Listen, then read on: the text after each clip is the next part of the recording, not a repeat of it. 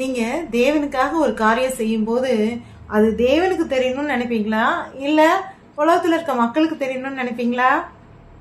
Price the lord friends. இன்றைய தினம் மத்தேயு புத்தகத்தில் நாம் எடுத்து வாசிக்க வேண்டிய பகுதி 6வது அதிகாரம், வசனங்கள் 16 முதல் 18 வரை. ஒரு பையன் இருந்தாங்க, ஆஃபீஸ் போவான், நல்ல ஒரு இளைஞன் தான், ஒரு 25 வயசு. அவன் ரொம்ப பக்தியான பையன்தான். அவன் ஆனால் ஃப்ரைடே ஃபாஸ்டிங் இருப்பான். ஆனால் அதை எல்லார்கிட்டையும் சொல்லிட்டு, இன்னைக்கு நான் ஃபாஸ்டிங், அதனால் நான் இன்னைக்கு சாப்பிட மாட்டேன், எனக்கு இது வேண்டாம், நான் இன்னைக்கு ஃபாஸ்டிங், நான் இப்படி பண்ண மாட்டேன் அப்படின்னு சொல்லி எல்லார்கிட்டையும், அது ஆட்டோமேட்டிக்காக எல்லாரும் கொஞ்ச நாளில் இன்னைக்கு ஃபாஸ்டிங்காப்பா அப்படின்னு கேட்குற மாதிரி மக்கள் முன்னாடி அவன் அவனுடைய பேச்சு நடத்தை எல்லாமே இருந்தது. அவன் எல்லா விஷயத்திலையும் நல்ல பையன்தான். ஆனால் இந்த தேவனுக்காக செய்கிற இந்த காரியத்தில் அவன்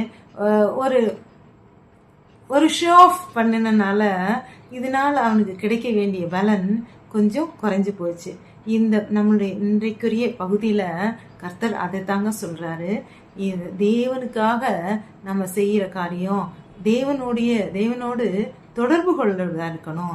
அது ரகசியமா, அதாவது உபவாசிக்கும் போது என்ன செய்யக்கூடாது, ரொம்ப முகத்தை ஐயோ இன்னைக்கு ஃபாஸ்டிங், நான் ரொம்ப சோகமாக இருக்கேன் அப்படின்ற மாதிரி இல்லாமல் மற்ற நாட்களை விட அன்று ரொம்ப ஃப்ரெஷ்ஷாக நல்லா கர்த்தர் என்ன சொல்கிறார், தலைக்கு எண்ணெய் பூசி நீங்கள் உங்களோட ஃப்ரெஷ்ஷாக காட்டிக்கிங்க, ஃப்ரெஷ்ஷாக இருக்கணும் அப்படின்னு சொல்லிடுறது தான் அவர் எதிர்பார்க்குறாரு. ஏன்னா அந்தரங்கத்தில் நீங்கள் உபவாசம் அப்படின்றது கர்த்தருடைய தொடர்பு கொள்வது, அது அந்தரங்க தொடர்பாக தான் இருக்கணும், அதில் ஷோ ஆஃப் இருக்கக்கூடாது அப்படின்னு தான் விரும்புகிறாரு.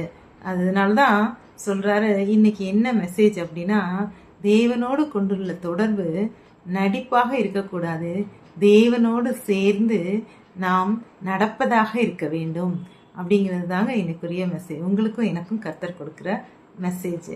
இந்த மாதிரி மெசேஜஸ் உங்களுக்கு பிடிக்கும்னா என்னோட சேனலை சப்ஸ்கிரைப் பண்ணிக்கோங்க. தினம் தினம் சந்திப்போம், தினம் தினம் சிந்திப்போம். அல்லேலூயா.